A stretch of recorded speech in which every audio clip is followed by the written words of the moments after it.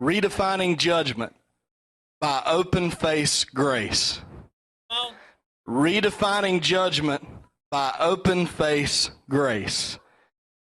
That open face has got a little comical background to it for a few of us. Oh, I got to remember not to move around. Sorry. I may not be able to do that, but we'll see. I might just get a chair or something. So we were a few of us guys were going on a road trip. Decided to stop at Firestone Grill here in Gastonia, and I asked him for an open face biscuit. And you would have thought that this guy, I totally offended the cook by asking for that. He was so offended that I asked him for an open face biscuit. He said, "This ain't New York." I'm like, "I know, it's North Carolina. You should know what an open face biscuit is." But anyway, we're going to talk about open face grace, and then maybe you can go have an open face biscuit, because them things, put a little bit of gravy on it. So Psalm 82, if you're there, Redefining Judgment by Open Face Grace. I'm going to pick up on where Josh was probably a little over a month ago now, and there is a lot of ground to cover. I may not get to cover today. If I don't, I'll finish up Wednesday night, but I'm going to try and pace myself, and last time I felt like I was really trying to go too fast, so I'm going to try and take it slow and let everybody Selah a little bit on this. So, verse 1.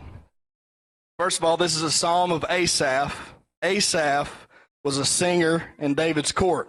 Okay? Asaph, the meaning of the name Asaph is a gatherer of people. So, little click towards the gathering echo there. So, God standeth, verse 1, God standeth in the congregation of the mighty. He judgeth among the gods. How long will ye judge unjustly and accept, if you've got a pen, put quotations around that word persons. How long will you judge unjustly and accept the persons of the wicked? Because that's what we're going to get into, these are personas. These are persons of the wicked. How long are we going to accept the fact that people are wicked? And what does wicked even mean? I feel like we need to redefine that. Because coming up from what we came up from, wicked meant what? Filthy, dirty, nasty, unacceptable. But what if we started saying wicked as somebody that I need to get a hold of, somebody that I need to help?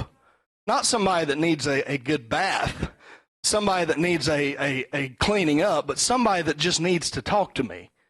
What if we started looking at wicked as somebody that is desperately hurting, somebody that is desperately needing help?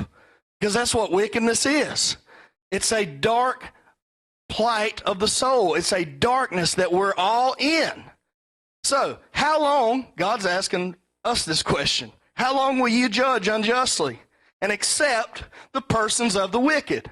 I'm telling you, when you go through that and you read it in our old lens, you're thinking, well, how long are you going to accept how nasty everybody is? How long are you going to accept how filthy everybody is? But what if it's this? How long are you going to let people hurt? How long are you going to let people sit there in grief and sorrow and pain and despair before you decide to be a God? Before you decide to be a God amongst them and judge them. And we're going to redefine judgment, remember? Amen. All right, so verse 3. This is the definition of judgment. So, okay, above that, if you've got a pen, write judgment, ... This is the definition. Defend the poor and fatherless, do justice to the afflicted and needy. That's judgment. Defend the poor and fatherless, do justice to the afflicted and the needy. Deliver the poor and needy, rid them out of the hand of the wicked. Who are the wicked? The poor and the needy. You see how that's a play on words? You're delivering them out of their own hands. You're delivering them out of their own delusions, delivering them out of their own darkness, delivering them out of their own pain, out of their own suffering. So what is judgment? Well, you got to defend the poor and the fatherless, do justice to the afflicted and needy, deliver the poor and needy, rid them out of the hand of the wicked. Why? Because they know not, neither will they understand. They walk on in darkness. All the foundations of the earth are out of course. What are the foundations of the earth? The wicked, the poor, the needy. Why are the foundations out of course? Because they're walking in darkness. Why are they out of course? Because we are refusing to be gods among them and judge them. But I'm not talking about our old school judgment or our old school wickedness. I'm talking about our new school stuff that's really the old school stuff. Before a bunch of new school kids back in their medieval times decided to make this new school. I'm confused now. I'm just saying that judgment can't mean that you got to go out and start weighing everything. Judgment doesn't mean that. God's judgment doesn't mean that. Let's keep going. Verse 6. This is so good. I have said ye are gods, and all of you are children of the Most High, but ye shall die like men and fall like one of the princes. Hello, Nimrod. Arise, O God. Who's that? Who's that? Now we're getting somewhere. Arise, O God, judge the earth, for thou shalt inherit all nations. For the meek shall inherit the earth. And meekness is usually not attributed to judgment. But when you look at it like this, oh yeah, now we're talking about some real meekness. Now we're talking about meekness because we're about to fix this stuff. We're about to correct what's broken. We're about to set the bone. That's what we're going to do. We're looking at bones that are completely broken. We're about to set them right. We're about to take broken limbs and set them straight. We're going to set the bone. We're going to fix what's broken. We're going to restore what is destroyed.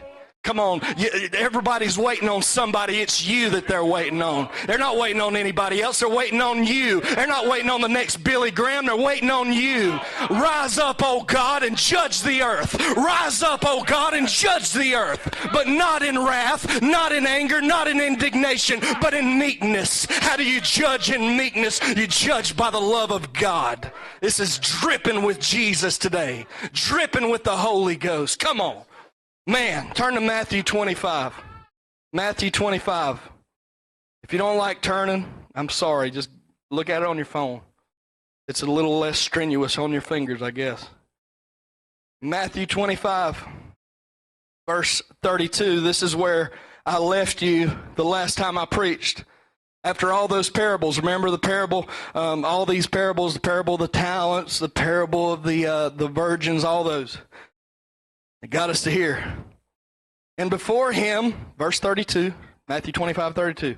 And before him shall be gathered all nations, and he shall separate them one from another as a shepherd divideth his sheep from the goats. So who's doing that? Who's doing that? How are the nations gathered before him? They're gathered before him right now. How? The eyes are the window of the soul. So your eyes are a window for God to judge all the nations right now. All the nations are gathered before God right now. And it's up to you to decide who's a sheep and who's a goat. That's a big deal. It's a big deal, right? We're the ones deciding, are we going to leave them dark? Are we going to leave them in wickedness? Remember the stinky, nasty, bad wickedness? That ain't what I'm talking about. I'm talking about the pain, the sorrow, the suffering, the darkness, the wandering. Are you going to leave them there? Because that's how you determine that they're a goat. You're going to leave them a goat? You're going to let them be a goat? Or are you going to make them a sheep? Shepherds make sheep. Shepherds make sheep. So let's be good shepherds. Let's be good shepherds. Let's keep going. Verse 33. And he shall set the sheep on his right hand, but the goats on the left. Then shall the king say unto them on his right hand, Come, come, ye blessed of my Father. Come now, ye blessed of my Father. Inherit the kingdom prepared for you from the foundation of the world. But remember, the foundations of the world are out of course. The foundations of the world are broken. Why? Because we got to set the bone. We've got to set the story straight. That's why what we're saying is important. We're not up here spitting and fussing and cussing at you to be better people. We're not. That doesn't work. Right. Moses tried that. We're going to get into that. That's willpower calisthenics is what that is. Willpower calisthenics. I'm going to be better. And then you go out and Monday hits you like a bug on a Mack truck. Yeah, that worked out real well. I thought I was ready to roll. Then I walked out, and then, good gracious, I don't know what happened. Well, that's because you're trying to do it on your own. You don't have to do it on your own. All right, let's keep going. I'm getting way too preachy. I'm sorry. Verse 35. For I was a hungered, and you gave me meat. I was thirsty, and you gave me drink. I was a stranger, and you took me in. Incarnation. Naked, and you clothed me. I was sick, and you visited me. I was in prison, and you came to me. Then shall the righteous answer him, saying, Lord, when did we see you hungry and fed thee, or thirsty and gave thee drink? And when did we see a stranger and took thee in, or naked and clothed thee? Or when did we see thee sick or in prison and came unto thee? And the king shall answer and say unto them, Verily I say unto you, insomuch as you have done it unto one of the least of these, my brethren, you have done it unto me. So what does that mean? Ye are gods. Ye are gods. That's what that means. So this time, when you decide to leave somebody a goat, you're leaving Jesus a goat. You're leaving God as a goat. When you could make him a sheep. You could welcome him in. You could give him clothes when he's naked. You could visit him when he's in prison. You could feed him when he's hungry. Come on, church. Come on. I want to tell you a little story. I was going through one of my old journals. This was back in 2018. I think Malachi would have been 7 at the time. We're talking about judgment, redefining judgment, and how do you see God? And Malachi, I don't know, I can't remember what grade he was in, but he was a lot smaller than he is now. He looks like a dude now with his trash stash going on. But anyway. He was trying to get this seat in his class. He probably doesn't even remember this. I've got it all wrote down. So he was trying to get a seat in his class, and a girl was in the seat, and he just, just knocked her right on out of the seat. Well, he got sent to the principal's office, because all I heard, of course, from the school was not that. I heard, your son pushed a little girl. And then I thought, oh, man, what kind of kid am I raising? He's not seen this. I'm not slinging my wife around in here. I mean, what in the world's going on here? Son, what are you doing? He's like, Dad, it was just an empty chair. But, I took it serious. At that time, I was kind of religious. So, I took him to the graveyard. Literally, I took him to the graveyard. And we sat at the, this is real. I mean, this is my life. All right. So I take him to the graveyard, and I tell him, my grandma's out there, son, Mama Estelle. And this ain't supposed to be funny. I'm sorry. But her last name was, our last name's Moses. And I said, son, Moses means something. Our last name means something. If you're going to wear that last name, you can't be going around pushing girls out of chairs. And he's like, Dad, he got it. Then a couple of days later, we got another phone call. And he had done something in the computer lab. And then I knew about it. I got a message on Class Dojo, so we're going out to eat that night, and I asked him, like, Malachi, you want to talk about anything? Nope. How are you, Dad? You doing good? Had a good day? How's work? And then I'm getting mad, So then we're walking towards the restaurant, and I said, why are you lying to me? Why do you feel like you have to lie to me? And I told him in the graveyard that when you push a little girl, this ain't supposed to be funny. I told him in the graveyard, when you push that little girl, you were literally pushing God.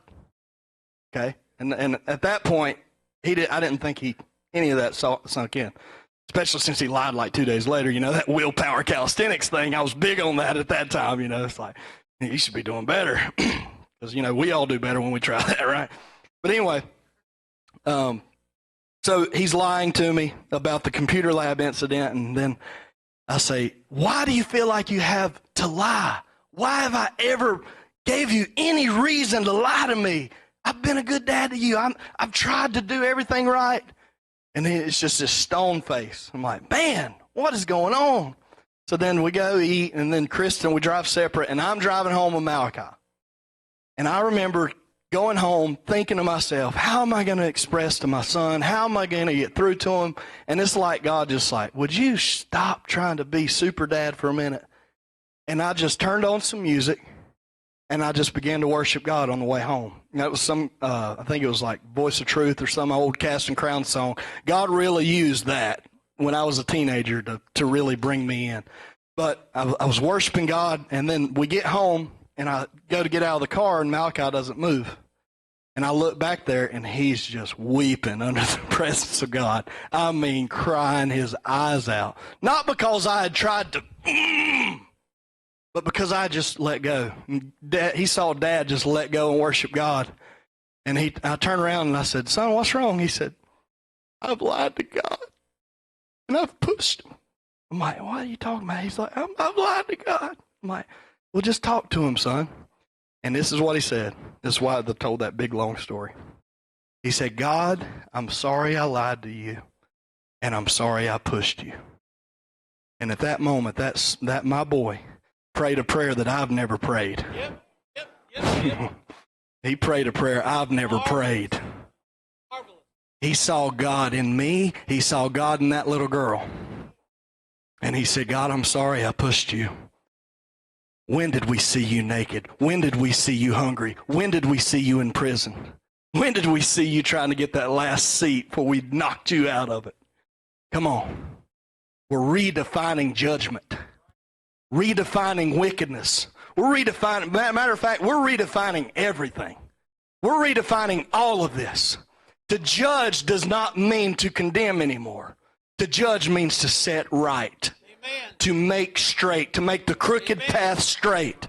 All right, come on. So let's go. All right. I'm going to tell you, go to Isaiah 55. While you're going to Isaiah 55, I've got to tell you a little bit. Because that's what I wanted to really minister on today is Isaiah 55.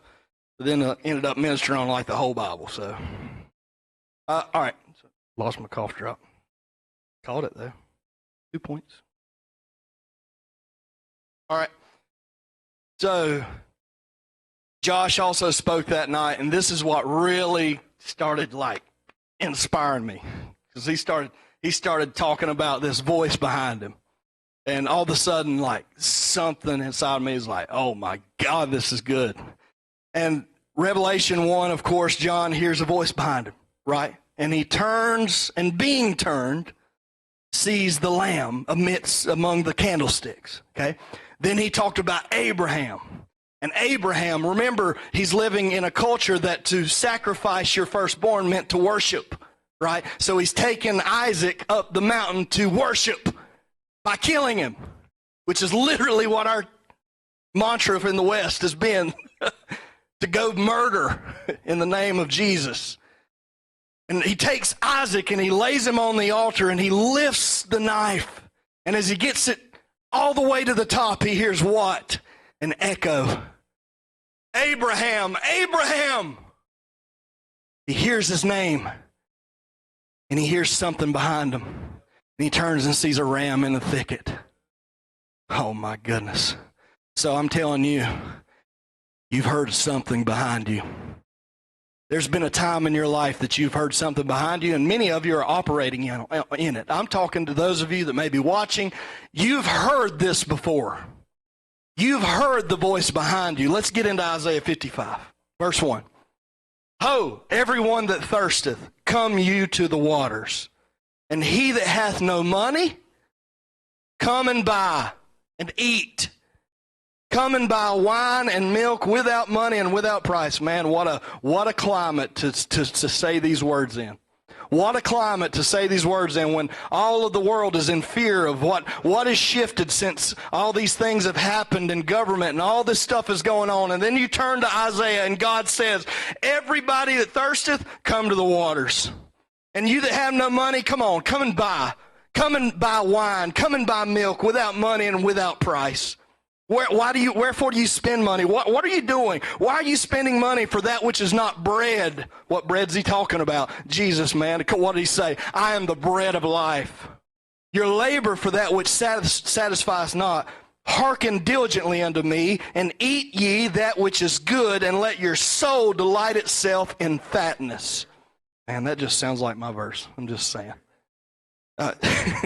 Incline your ear to me. Incline your ear to me. What? The voice behind you. And come unto me, and hear, and your soul shall live. And I will make an everlasting covenant with you, even the sure mercies of David. Behold, I have given him for a witness to the people, and a leader and a commander to the people. Behold, thou shalt call a nation that thou knowest not.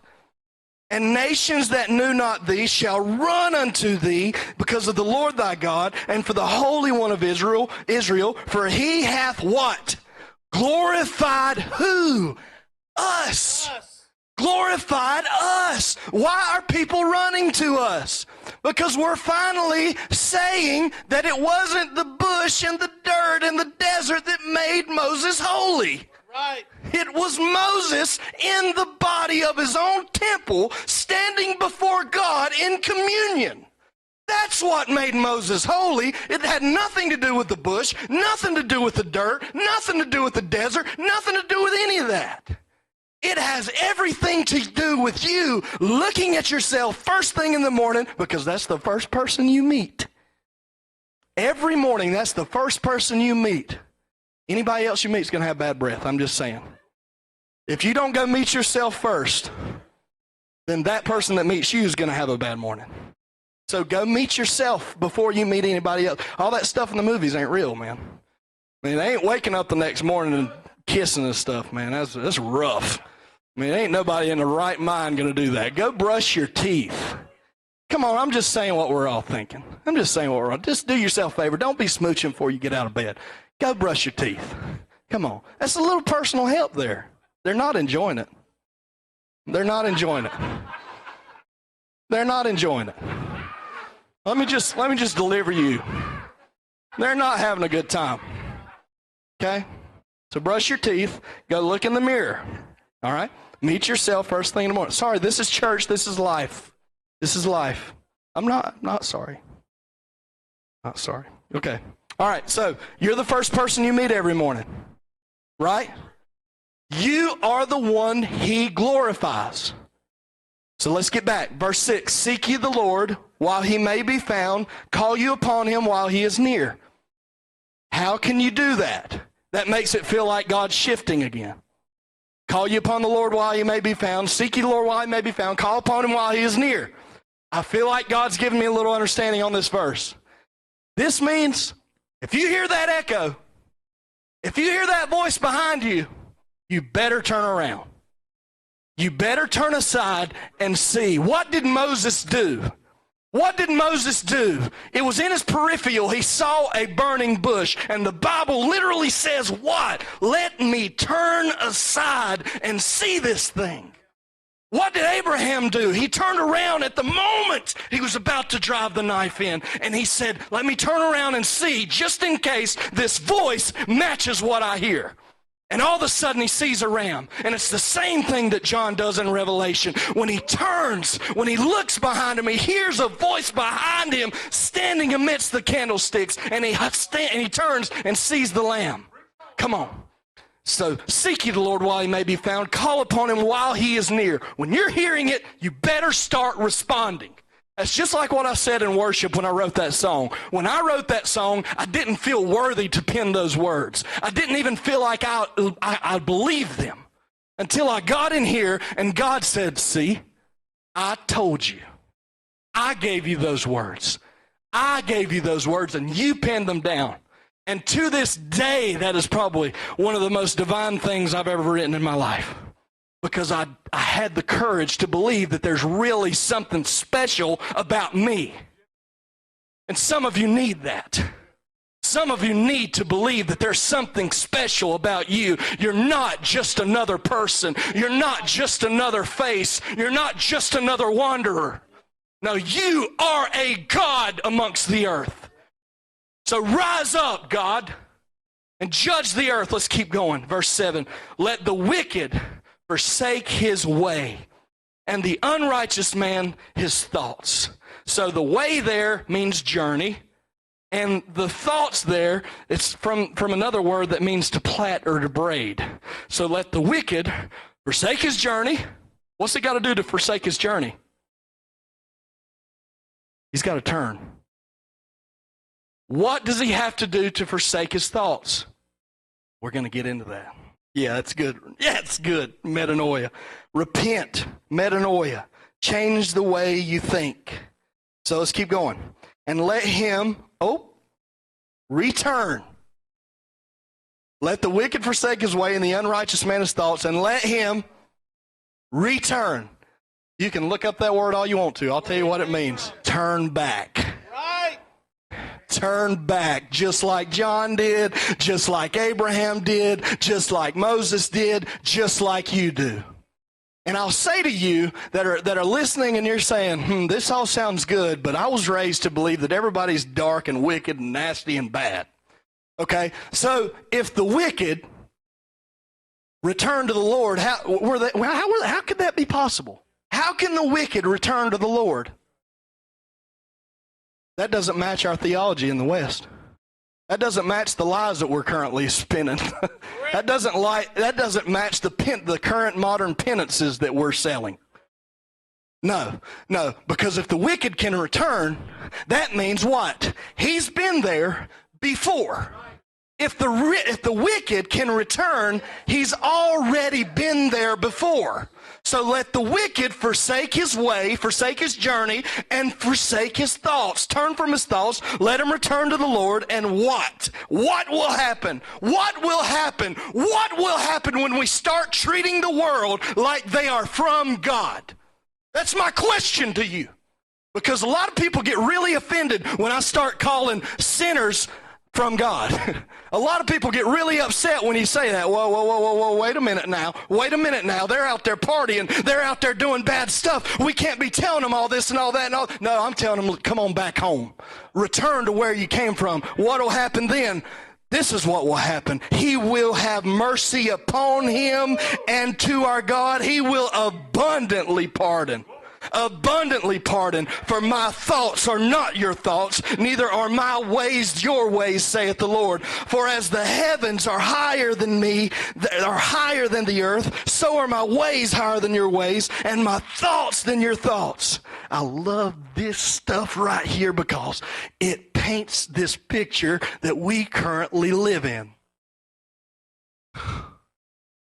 Our God is an awesome God somewhere in the universe. I don't know where he is. Our God is an awesome God.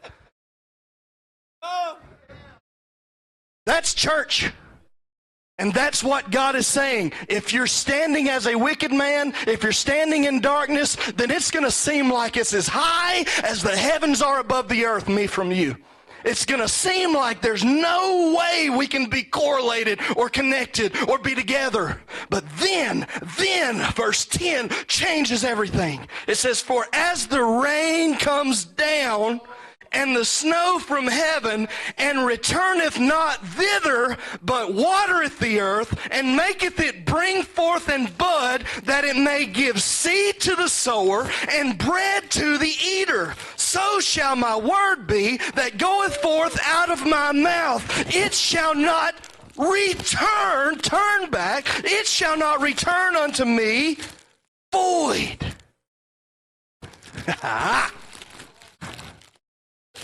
So good. Ye are gods, but you'll die as men. Ye are gods, but you'll die as men if what? If what? If you don't turn. If you don't return. If you don't turn back. If you don't call upon the Lord while he is near. Why? When is he near? Right now. Right now. I promise, if you're listening to this, you've heard him call you like 75 million times already. You've heard him call you. Justin, Abraham. You've heard him call you. And I've always thought that this is a beautiful picture of what Jesus does when the Word became flesh, and it is. It works. The Word became flesh and came down from heaven and dwelt among us. This is all about Jesus. But Jesus is teaching me that we are the Word that comes down as the rain and the snow from heaven, and we're not going to turn back, or go back to him void, but we're going to accomplish the thing in the thing. I love how the King James says it. We're going to preach this so good. Like King James, man, it'll make you want to just preach. So we're going to accomplish in the thing what we were set out to accomplish. We're not going to return to him void.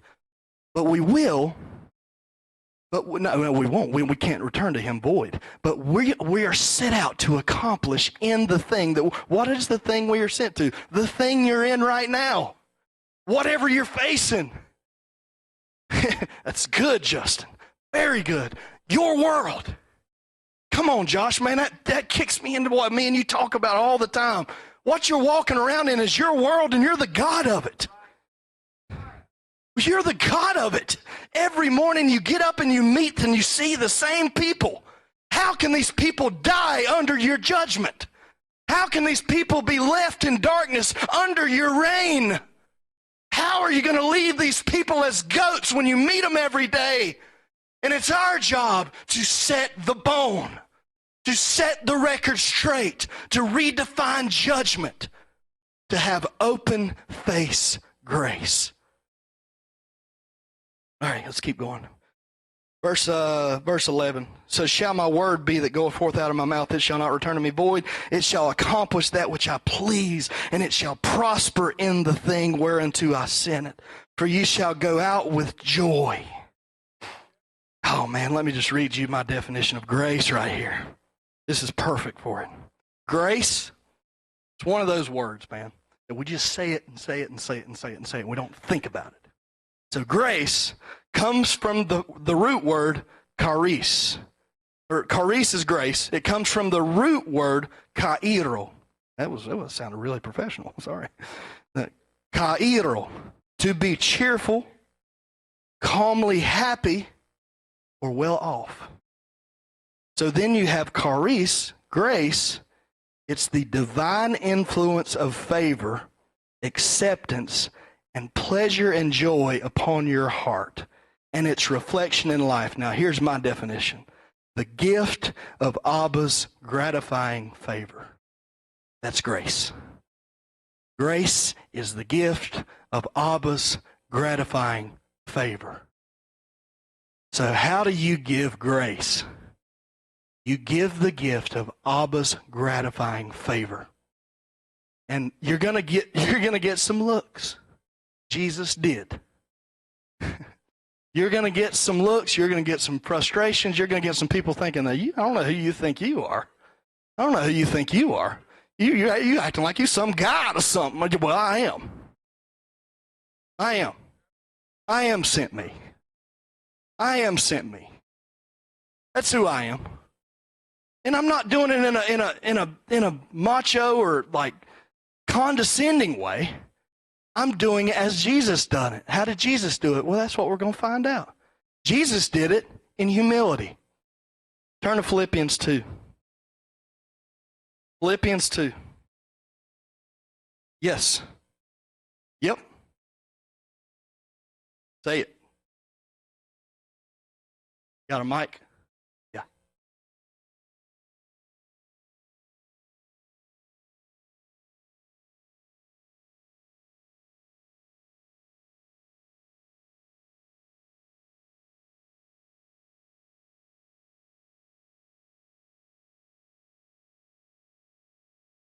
Anyway, Ecclesiastes through Solomon. Ecclesiastes 1:6-7. I returneth. All things return unto God. I turned myself, so I returned and considered. Then I returned and I saw. Ecclesiastes 4:7. Ecclesiastes 4:1. Ecclesiastes 9:11. I returned and saw. returning cycles. Ecclesiastes, Solomon, generation to generation, sunrise to sunset, returning wind to wind, circuit to circuit, sea to rivers, rivers to sea, blessing to blessing, portion to portion, dust to dust, spirit to spirit. Hear the conclusion. Fear God, reverence Him, be motivated by Him, be stimulated by Him, and live as Him in your I amness before the Father. All things return. The race is not to the swift, nor is it the running to the powerful, but to him that heareth and believeth. All things return. All things return. All things return unto God. And you can look at the faded ink. This was preached and taught back in 1993. Now we hear it again. Somebody say, praise God. That's how accurate in living this word is. Now it's re-energized in this Son. How many can say amen? Thank you. Thank you. All things, see? Proof. In color. I like it. I like it. You keep that. You keep that one. Well, this is dangerous. It works. Hey, keep it. Keep it. All right, Philippians 2. Oh, man, this is so good. Thing is so massive. People are just intimidated when you walk in with that. Like, carry that to work with you. What is this guy? Let me tell you. Sorry, man. I'm just being me. I feel like we just so try to put on a persona sometimes when we get up here, and the world just really needs us to be us. Just needs you to have fun. Treat this like a playground, like a splash pad. Have fun. That's what I'm doing. It's what we're going to do. We're redefining everything that we're doing, guys.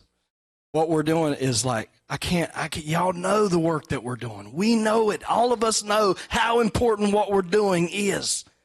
Because nobody's saying this. Nobody's doing this.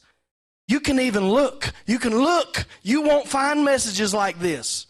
Not going to do it. If you do, send them to me. We need to get connected. It's what we did here with Francois Dutois. All right, Philippians 2, verse 1.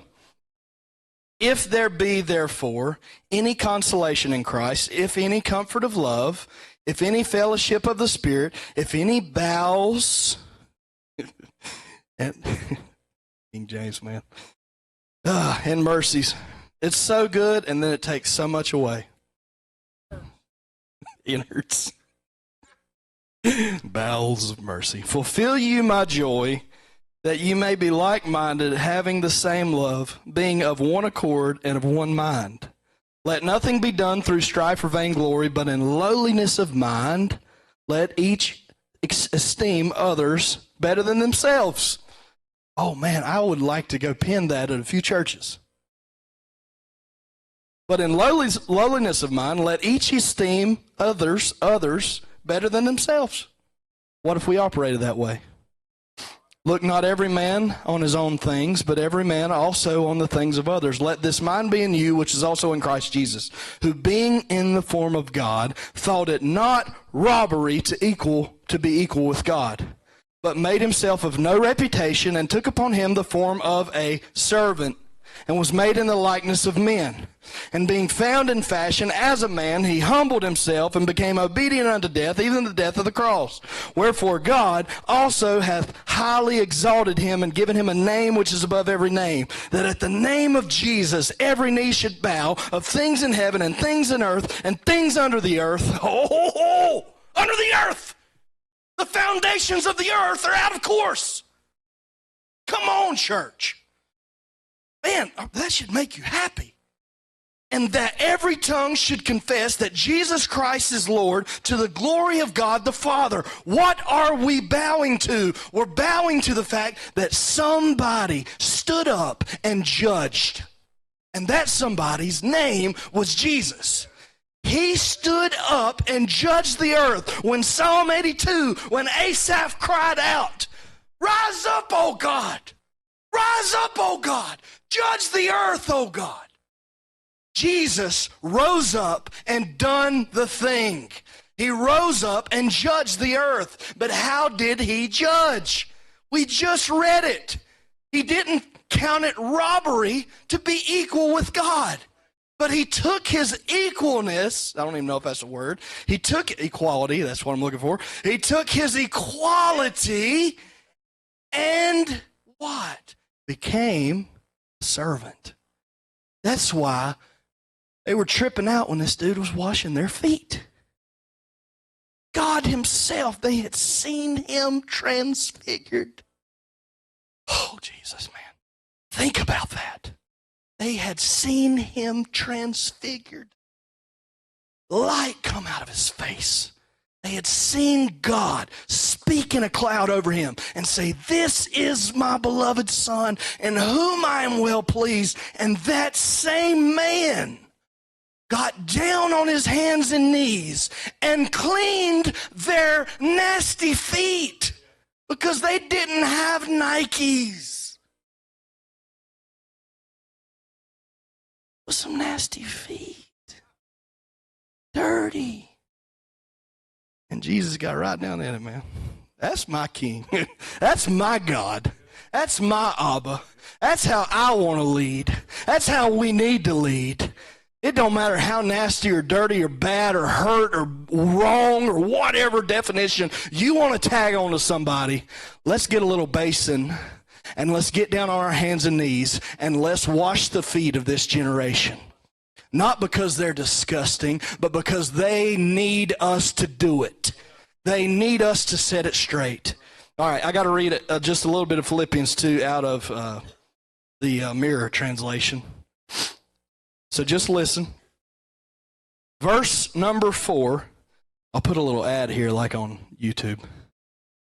December 12th and 13th, the author of this translation will be here at New Testament Church of the Firstborn in Gastonia at 6:30 p.m. on Tuesday night and 9 a.m. the following day, Wednesday. We invite all of you to come. Skip ads. All right. All right. So all the people on the phones is like, man, All right. Verse 4. To discover your own completeness in Christ frees you to turn your attention away from yourself to others. All right, I'm going to say it again. To discover your own completeness in Christ frees you to turn your attention away from yourself to others. The way Jesus saw himself is the only valid way to see yourself. Ooh. This thing on. Verse 6.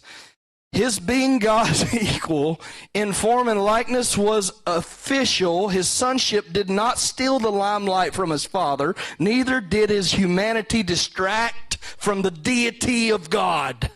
His mission, however, was not to prove his deity, but to embrace our humanity. Emptied of his reputation as God, he fully embraced our physical human form. Born in our resemblance, he identified as the servant of the human race. Listen, his love enslaved him to us. I know it's good. I know it's good. I better stop or we won't get anywhere if I keep going there. All right, so the next place that we're going, actually I'm just going to let you kind of enjoy, not turn anywhere for a second. I'm going to tell you something that Brent talked about. One of the times you spoke over the last month was the definition of Antichrist. Okay? So if you take the definition straight out of 1 John, the definition of Antichrist is that he denies the Father and Son. That's the Antichrist. He denies the Father and Son.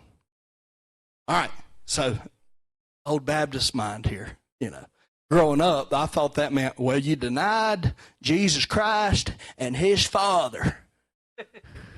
That's the Antichrist. You denied Jesus Christ and his Father. That ain't it, man. That ain't it. Antichrist is to deny the voice behind you. Antichrist is to deny the echo that you're hearing. Antichrist is when the Father, Abba, speaks to you and you deny it, because when you deny that voice, guess what you're denying? The Son. Guess who the Son is? You. That's denying the Father and Son. It's denying it within yourself. That's the definition of Antichrist. Whoever denies the Son, the same hath not the Father. Let that therefore abide in you, which you have heard from the beginning. So I'm telling you, it changes the way you see the whole Bible. From the beginning. Y'all could tell, like, when I looked at her, she could tell, like, I forgot just for a split second what I was thinking about. She saw it. I could catch it. I saw it. But you helped me get it back. It was cool. Like, sometimes we'll do that up here. We'll, like, look at somebody like, that's gone. But I'm going to play it off like it ain't, I totally lost it for a second. But, all right. So, all right.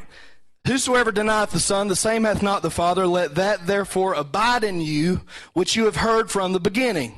If that which you have heard from the beginning shall remain in you, you shall also continue. Click, Strong's Concordance, continue. That means to be present in the Son and in the Father. I'm going to read that whole thing again. Whosoever denieth the Son, the same hath not the Father. Let that therefore abide in you, which you have heard from the beginning. If that which you have heard from the beginning shall remain in you, what have you heard from the beginning? Your name, who you are, it's where you came from. If that remains in you, you shall also continue, which means to be present in the Son and the Father. So that's why when you read John, Jesus' ministry just sounds like the chorus of daddy love. That's all he talks about. All he talks about, my Father and I are one. I've done nothing I hadn't seen my Father do. All the time. I guarantee his disciples like, man, we know you know him, Jesus. We know it. We got it. You're talking about him all the time. And Jesus is like, I know. He's my dad. And I know him. And I love him. He loves me. He loves you. That's what it's like being with Jesus all the time. Talking about his dad all the time. The reason I think about my grandma, yeah, I love her. But I think about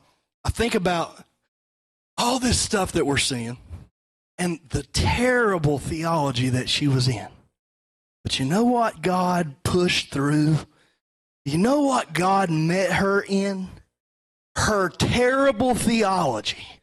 He met her right in the middle of it, just like he met Abraham in his terrible theology and said, turn around, Abraham. There's a ram in the thicket. Come on. God Almighty, he met my grandma in the middle of all that condemnation, in the middle of all that damnation, and he said, Estelle, Estelle, oh Jesus, I feel it all over me. And in her was an echo, and she remained in the Father. Golly, that's what Jesus did. I know him. I know him. I know him. You want to know what makes me different? I know him. You want to know what makes us different? We know him. We know him. We've been there. We're not just somebody throwing up Hail Marys here. We're not just somebody that you come and pay a little bit to. No, if you want to come and give to this, what you're going to give to is somebody that knows him. You want to give to this ministry, give to somebody that knows him. I'm going to tell you why you want to give to this ministry, because we're about to build the kingdom on the earth. We're going to turn this into something that we can only have dreamed about before. Above all of our imaginations, above anything we've ever dreamed, we are going to go set the bone. We're going to go fix what's broken. We're going to set right the crooked. They're going to make straight the crooked path. We're going to set it right. Set it right. Man, that was good. I wasn't planning on that being that good right there. Oh man! Good honey.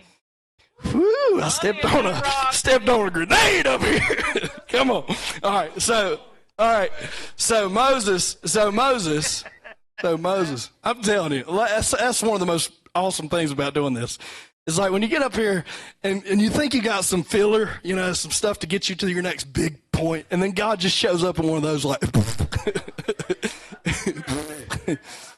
here I am. Well, I've been looking for you. All right. Sorry. Breathe in and breathe out. All right. So, another thing Brent said that was fantastic. was when Moses goes, not the Charlton Heston Moses, when he goes to Pharaoh, he says, let my wrong. Felt so much like Pastor Kevin when I done that. Wrong. Let my son go. So Moses, when he's standing before God, he turns aside, sees the great wonder, and God meets him, and then something happens in the transgression, in the thing, whatever I'm trying to say. Something happened as time moved on in Moses' life. And he became, dare I say it, a picture of Antichrist. Ooh, that really hit hard. That really hit hard. Listen, I really got in. I didn't get into it with somebody. Like, that's the thing about Facebook. It's like a marketplace for like arrows. But I put something on there about Moses being the devil. Dumb, stupid, I know. I shouldn't have done it. You shouldn't put that on Facebook, but I did just because I was feeling froggy that morning. And I was like, so I put it on there, and this girl, she like got so mad. Like, you just need to know what you're saying before you say it. I'm like, I did. But I didn't go there. I met her on Messenger, like, I love you. This is all good. I'm sorry. I'll take the post down because I agree. It was probably not timed well. But maybe it wasn't timed well when Jesus flipped the tables either. You know, maybe it just messed up everybody's timing. Like, I mean, they were really making some good deals in there. You know, they were really selling some good penances and really making progress and making some money. And Jesus just came in there and just flipped the tables on them. Maybe that's what we're supposed to do. But Moses became a picture of Antichrist because God said, go tell Pharaoh, I am sent you, and tell him to let my son go. So he goes to Pharaoh and says, let my son go. And Charlton Heston messed all that up for us, which is still a really good movie for the time it was made. Way better than some of the, Noah, the Russell Crowe, whatever that was. Yeah. That was bad. That was a really bad movie. But the Charlton Heston movie was pretty good for what it was. But Moses goes and he says, let my son go. All right? And all that's well. I'm going to fast forward through the whole book of Exodus here. They like shoot right out of the Red Sea that splits wide open. All the Egyptians, we all know the story. Everything's great. They're delivered. Everybody's happy. Oh my God, Moses, he delivered us. Oh, it's awesome. Manna sucks. I'm fast forwarding, Cliff Notes here. All right, so then they get to this point where manna stinks. We're sick of eating this, Moses. We're sick of eating this. And then Moses looks at him like, I'm kind of sick of y'all too. Kind of sick of y'all being who y'all are. Like and then they're like, why didn't you just leave? It sounds like two kids arguing. Why didn't you just leave us in Egypt? At least we knew who we were. At least we knew that we were going to have something to eat. You got us out here. And then I can hear Moses being, well, why didn't you just stay there? I don't want to eat this either, but we're out here eating it. You know why they were going around and around? Moses. You want to know why they're going around and around? Moses. Because he became a picture of Antichrist. He delivered the baby, but he didn't raise it. He delivered the baby, but he didn't raise it. He didn't treat it like his son. Hot almighty. I'm telling you. And Moses delivered the baby. He didn't raise it, though. He knew that God told him to go deliver the baby, but he didn't raise him. He didn't raise the child. He became like one of our fathers that we see out here that just go around and, that's why I'm not going to turn this into a big political debate, but come on, man. I mean, there needs to be a little bit of accountability in our generation. There needs a little bit of accountability in our generation that if you're going to go around and just be everything and all those things, you need to raise the kids, man. And it's good. Like, you ain't going to raise them, well, you're going to pay for it. That's the way it should be. You ain't gonna raise them. You don't want to treat them like your son, then you're gonna pay a price. So Moses paid a price. Moses paid a price. Why? Because he stopped treating Israel like God's son. He started treating them like somebody. What happened? He took his eyes back on himself. Took his eyes back on himself. All right, I gotta get to Exodus 34. Don't turn there. I'm just going to read it out of another translation. I think it's out of the Living Translation. So Exodus 34:29. This is after Moses got mad and smashed the Ten Commandments. It's awesome. I mean, that's just like that's one of my favorite parts of Exodus. Like, he comes down there and he's all pumped up, like, oh my God, yeah, we're good. This is God's word. And he gets over there and they're just like, terrible. It's like, what is this calf? What are y'all doing? And he takes the Ten Commandments, like, ah! Smashed it. And God's like on Tommy Boys or Black Sheep, whichever one. What'd you do? The whole door fell off the car. Oh, anyway.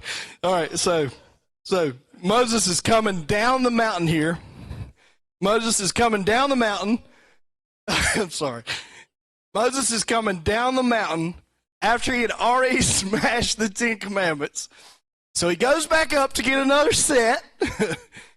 And when Moses came down Mount Sinai carrying the 2 stone tablets, the 2 new ones, inscribed with the terms of the covenant, he wasn't aware his face had become radiant, and because he had spoken to the Lord.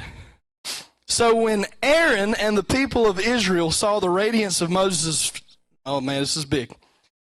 So when Aaron and the people of Israel saw the radiance of Moses' face, they were afraid to come near him. Make a mental note there. They were afraid to come near him. Why? Because light was coming out of his face. All right? That was pretty scary. I mean, when you think about it, like, that was pretty wild. Anyway, but Moses called to them and asked Aaron and all the leaders of the community to come over, and he talked with them.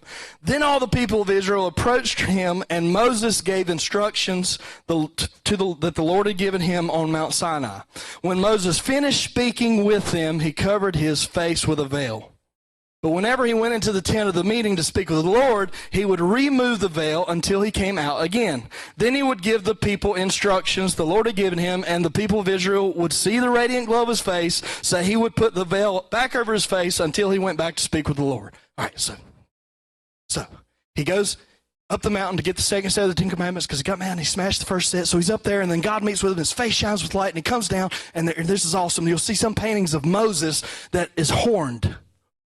All right, so you'll see some paintings, old medieval paintings of Moses. There are horns coming out of his face. The only reason I'm telling you this is because it was a picture of a mistranslation.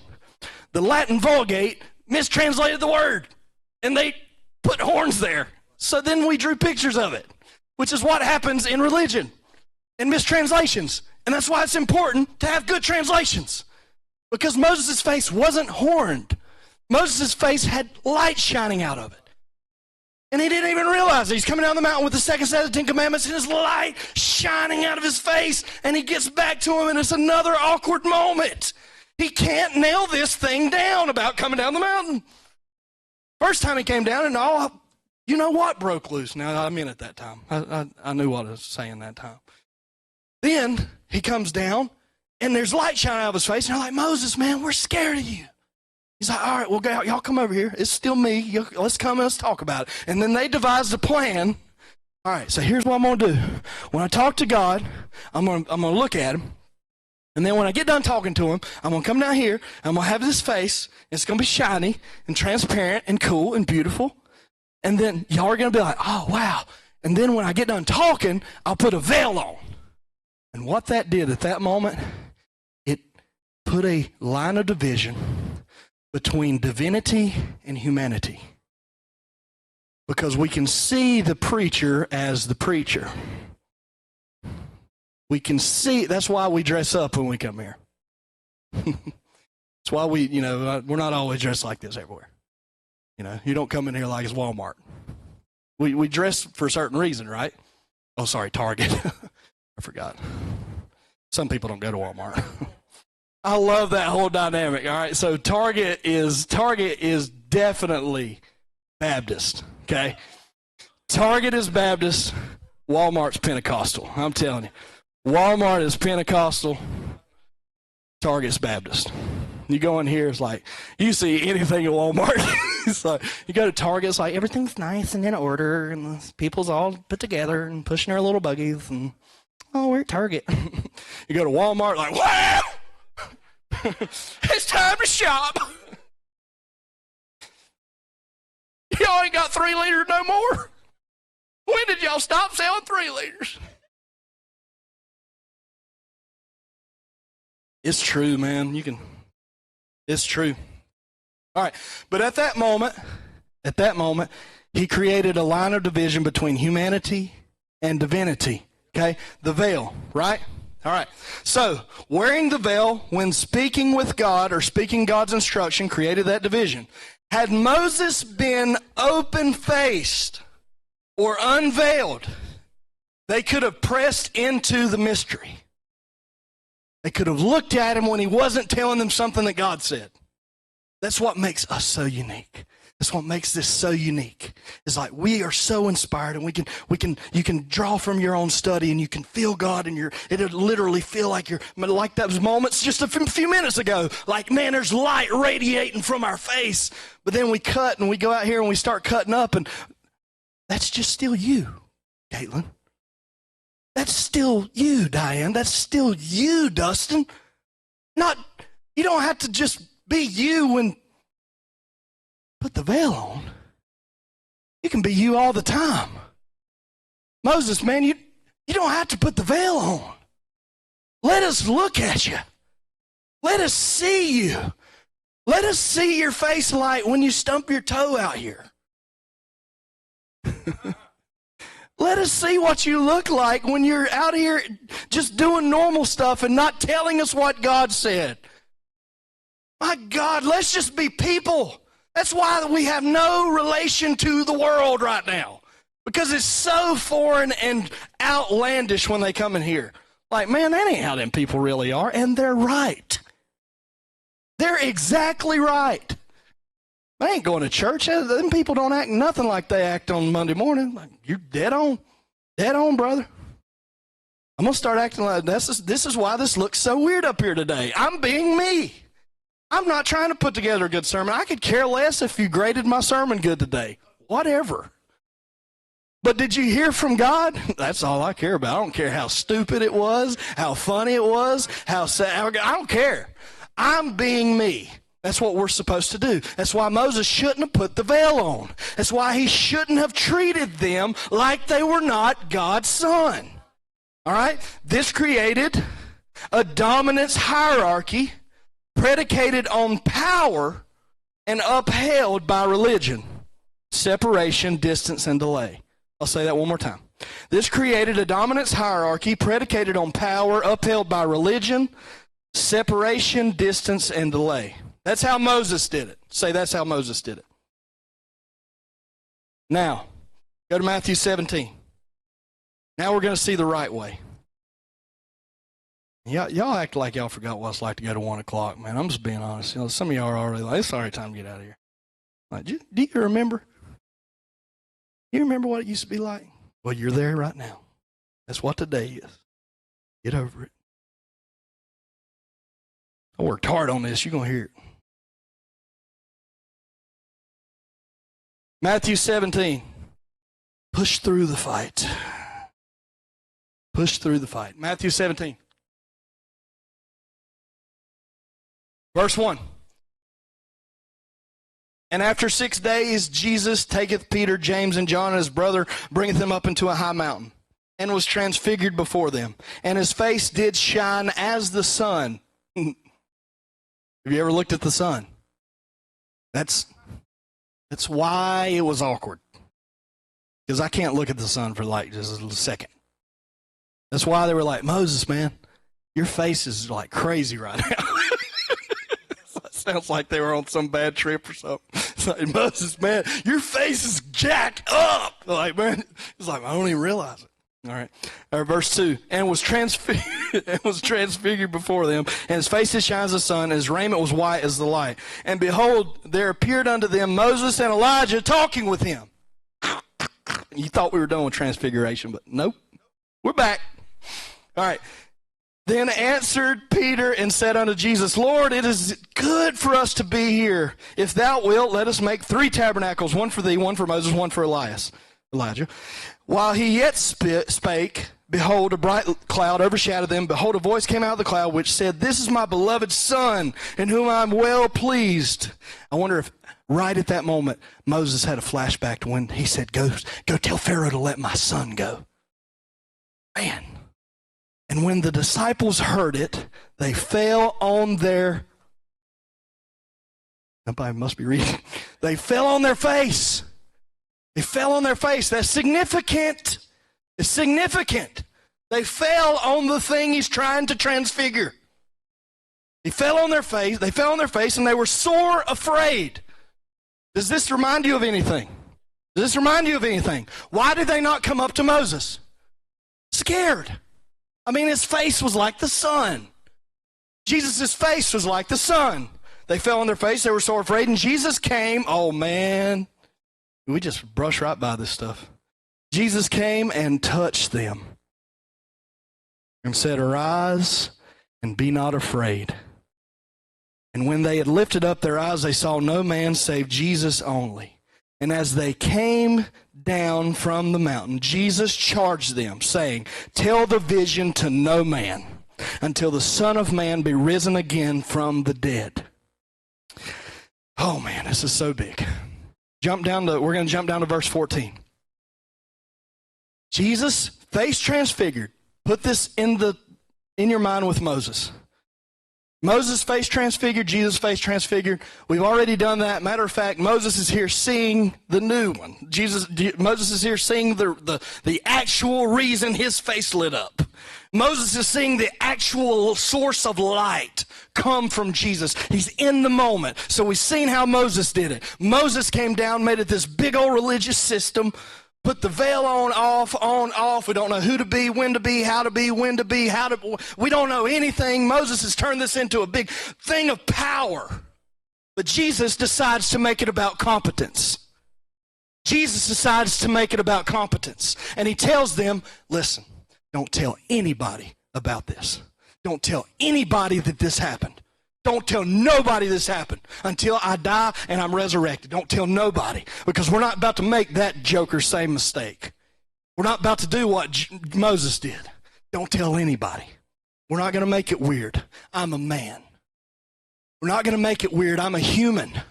Don't tell everybody what you saw up here until I'm dead, because I still got stuff to do in your skin. I've still got stuff to do in your skin, man. So the first person, verse 14, the first thing that happens when they come down the mountain, and Michael, we have arrived where I told you I hope we got to. And when they were come to the multitude, there came to him a certain man. Notice the language. Did the man fall on his face? Did the man, no, yeah, I get it. Yeah, he did. But look there. There came to him a certain man. He walked right up to him. Okay? He walked right up to him. Then he fell down. He kneeled before Jesus. But look at the language with Moses. When he came down the mountain, they want nobody coming near him. When Jesus comes down the mountain, there was a certain man that came to him. The King James he just walked right up to him. Why? Because Jesus had met with Peter, James, and John and said, if you run your mouth about this, I'm going to mess you up. Don't you say nothing about this, because I still got stuff to do in your skin. And he comes down the mountain just like Moses did with the 2 tablets, but instead of everybody being scared to death, a man comes up with his sick son. A man comes up with his son who has epilepsy. Good gracious. Kneeling down and saying, Lord, have mercy on my son, for he is a lunatic and sore vexed, for oftentimes he falls into the fire and oft into the water. and I brought him to your disciples, and they could not cure him. Then Jesus answered and said, O faithless and perverse generation, how long will I be with you? How long shall I suffer with you? Bring him here to me. Bring me the boy. And Jesus rebuked the devil, and the devil departed out of him, and the child was cured from that very hour. The boy returned to where he came from. Oh, man, this is just, I'm telling you what, man, this is so big. So big. Epilepsy. Epilepsy is a disorder in which cell activity in the brain is disturbed, causing seizures. Man. All right, keep it together. Epilepsy is a disorder in the brain where cell activity is disturbed, causing seizures. Michael has preached on epigenetics. How when you can look at something, it can literally change you. If you look at it, it can literally change you. Epigenetics, listen, is the study of how cells control gene activity without changing the DNA sequence. Epi means on or above in Greek. And epigenetic describes factors beyond the genetic code. Man, epigenetic describes factors beyond the genetic code. What's beyond the genetic code? Abraham. John turned and saw what? The lamb in the midst of the 7 candlesticks. Abraham heard God and turned and saw the ram in the thicket. Moses turned and being turned. John turned and being turned. Moses said, let me turn aside and see this great thing. What is beyond the genetic code? I love you. And I have always been your father, and you have always been my son. Epigenetic changes are modification to DNA that regulate when genes are turned on or off. That's why Jesus said, don't tell them. Don't make this a deal with my face, because the first man I'm going to meet is going to bring me his son. The first man I'm going to meet is going to bring me his little boy. And if you have kids, you know what it's like if there's anything wrong with them. If there's anything going on with them, you feel so trapped in your skin, so mortal. But there's so much in that feeling. And this man had already took this boy to the disciples.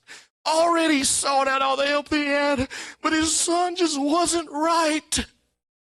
There was something wrong. And because Jesus didn't do it like Moses did, Jesus didn't do it like Moses did. Oh, he didn't veil it. He didn't cover his face. He dove headlong into humanity. He dove headlong into humanity and said, bring that boy to me. And that little boy looked in his eyes, and he was changed, and the cells began to turn on that were off. And the epigenetics turned the boy's epilepsy. I know the King James said Jesus cast out a devil, but hallelujah, he looked in the face of the transfigured one, and he was healed. So I'm telling you, I decree, if you will walk in your God I-amness, in your identity, people will look at your face and be healed. People will be in your presence and they will be healed.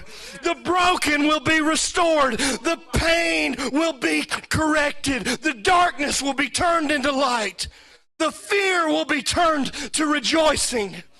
It's like the moment, so much happened in the last couple months, but we took Melody,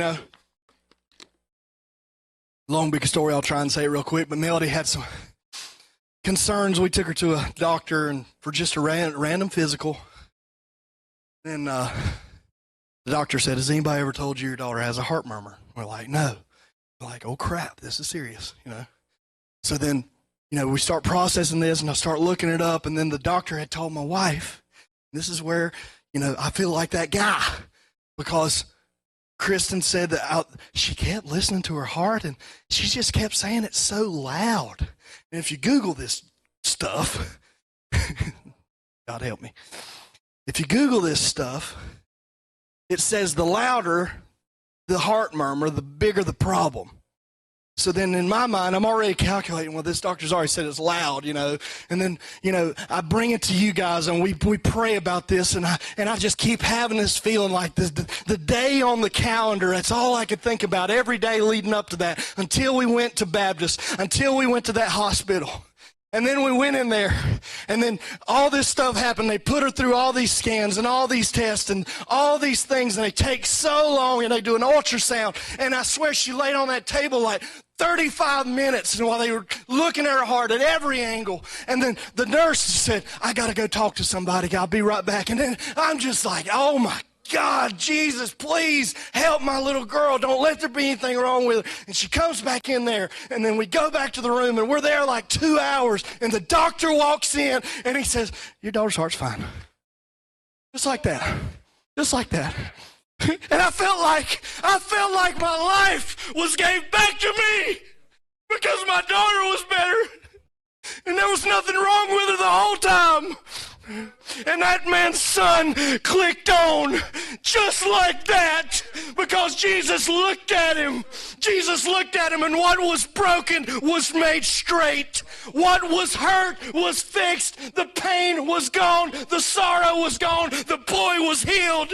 And the man looked at his son, and he said, this is Jesus. This is God.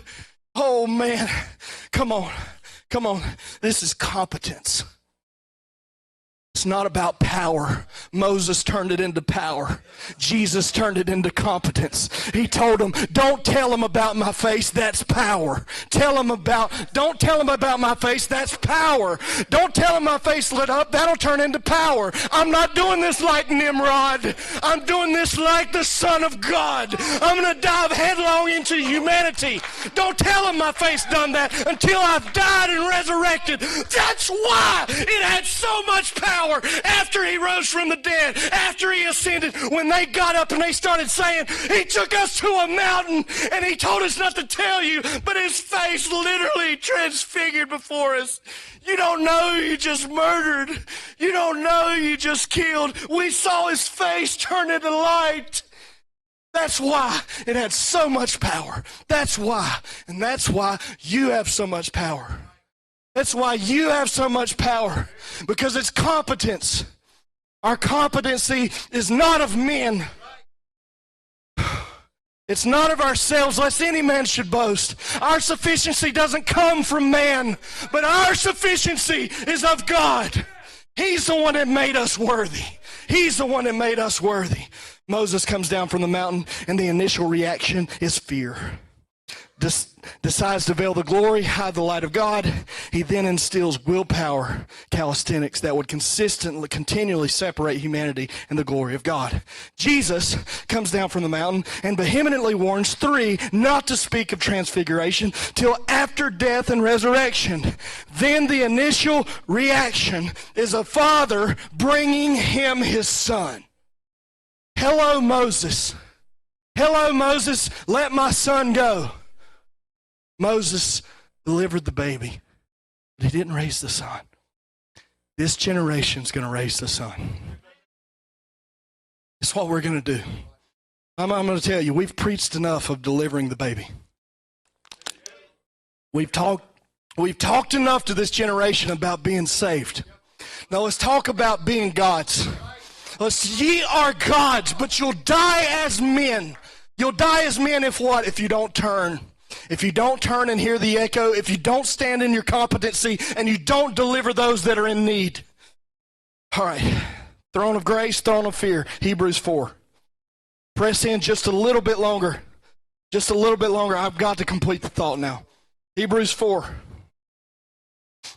14.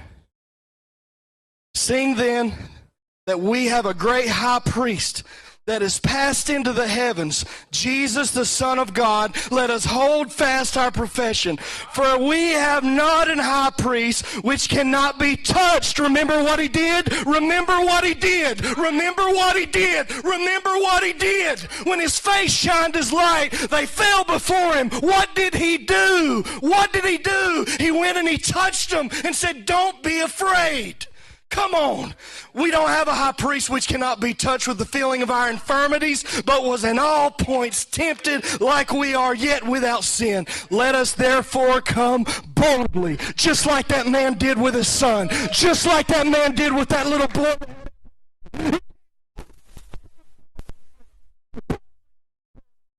Unto the throne of grace that we may obtain mercy and find grace. Remember our definition for grace?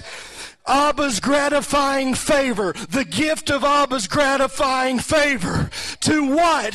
Help in time of need. That word is boethia. That means to rope or chain a ship that is about to explode. That word help, it's literally not, I don't even think this is anywhere else in the Bible. It may be, y'all can check me. But this word is very rarely used, I'll say that. And it means a rope or a chain frapping a ship. Frapping means that the rope or the chain is put around the ship when it's about to shipwreck.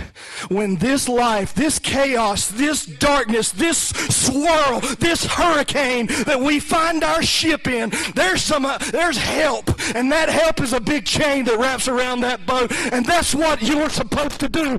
This is judgment. This is judgment. Bring your chain, bring your rope, and we're going to rope this boat together because these people are about to fall apart. There's people committing suicide, people killing themselves while we have the light. Son, it should not be. It should not be. We got the gift of God to give to this generation. We've got help to give in time of need. And that's what we're going to do. With an open face. With an open face. We're not going to veil it. We're not going to try and be something. The last generations have all tried that. All the way back to Moses. Everybody's been trying to be something they were not. We're going to be who we are. And we're going to bring this world to Jesus. We're going to bring them to the feet of the Master. Just like that man brought that little boy to the feet of Jesus. We're going to take those in our life that need help, that need healing. We're going to lead them right up to him. And we're going to say, there's something wrong here. And he's going to say, let me look at him. Just look in my face. Look in my face. All right. 2 Corinthians 3, and I'll be done. 2 Corinthians 3. I know it's long. 2 Corinthians 3.